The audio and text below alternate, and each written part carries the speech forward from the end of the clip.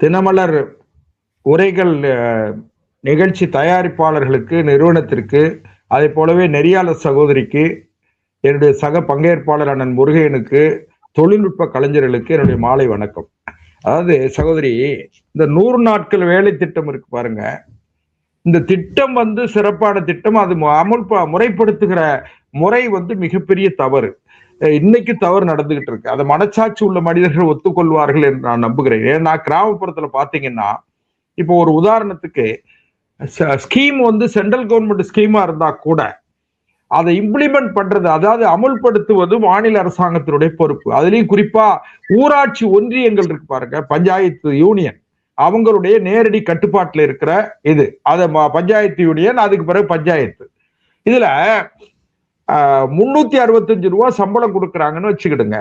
அதுல குறைந்தபட்சம் ஒரு 40% பல வகையிலும் அதாவது கையாடல் செய்யப்படுகிறது, மோசடி செய்யப்படுகிறதுனா பகிரங்கமா குற்றஞ்சாட்டல எனக்கு ஒண்ணு தவறு இல்லை. ஏன்னு கேட்டா, இல்ல வேலைக்கு போற பெண்கள் அவங்க எல்லாம் பாத்தீங்கன்னா ஏதாவது ஒரு மரத்து அடியில போய் உட்கார்ந்துகிட்டு கதை பேசிக்கிட்டு, பெரும்பாலான இடங்கள்ல நீங்க திடீர்னு போய் உங்க நிருபர்களை விட்டு நீங்க ஆய்வு செஞ்சா கூட இதான் நடக்கும். அதுல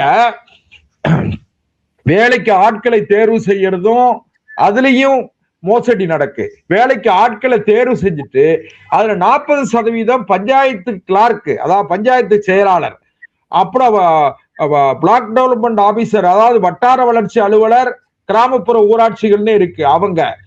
அது இடைப்பட்ட அதிகாரிகள், இப்படி பல்வேறு நிலைகள்ல உள்ளவங்களுக்கு தினசரி அதுல தவறு நடக்கு. ஒண்ணு.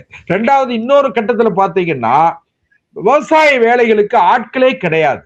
விவசாயம் இன்னைக்கு ரொம்ப தடுமாறிக்கிட்டு இருக்குன்னு சொன்னா, கிராமப்புறத்துல வேலைக்கு ஆட்கள் கிடையாது. 100 நாள் கேட்டாலும் 100 நாள் வேலைக்கு போறேன்னு சொல்லி காலையில இருந்தாலும் ஒரு 9 மணிக்கு போக வேண்டியது, ஒரு 3 மணிக்கு வீட்டுக்கு வந்துருவாங்க. இதான் நடந்துகிட்டு இருக்கு. அதனால இந்த திட்டத்துல மிகப்பெரிய அளவுல முறைகேடுகளும் மோசடிகளும் நடந்துகிட்டு இருக்குங்கிறத முதல் சுற்றுல நான் பதிவு பண்ணிடுறேன். ரெண்டாவது, இல்ல, அந்த முறைகேடுகளுக்கும் பெயர் மாற்றத்துக்கும் என்ன சம்பந்தம்? முறைகேடுகள் நடக்குது, ரைட், அதை சரி செய்யணும்ன்றது கரெக்ட். பெயரை எதுக்கு மாத்தணும்ன்றது தான் முதல் கேள்வி.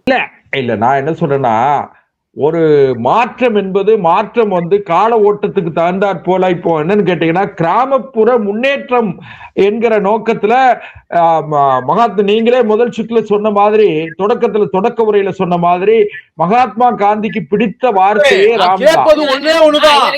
மகாத்மா காந்தியினுடைய பெயரை மாற்றி காலம் மாறிவிட்டதா? காந்திக்கு போல கோட்ச திட்டம் வைக்காம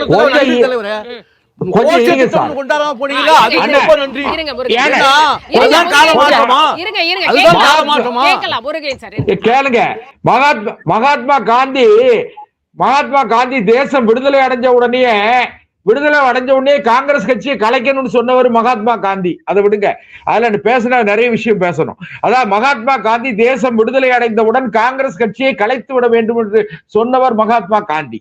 இப்போ 100 நாள் வேலை திட்டத்தை 125 நாட்களாக மத்திய அரசாங்கம் 25 நாள் கூட்டி இருக்கு. ஒண்ணு, அதை பாராட்ட மனசு வேணும்.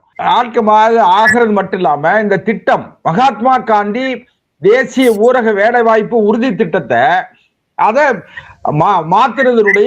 மாத்தி இருக்கிறதுல ஒரு பெரிய பிழை இருக்கிறதா நான் நினைக்கல. ஏன்னு கேட்டீங்கன்னா, மகாத்மா காந்தியை இந்த ஒரு ஊரக வேலைவாய்ப்பு திட்டத்தின் மூலமாகத்தான் மகாத்மா காந்தி புகழை நீங்கள் நிலைநாட்ட வேண்டும் என்று அவசியம் இல்லை.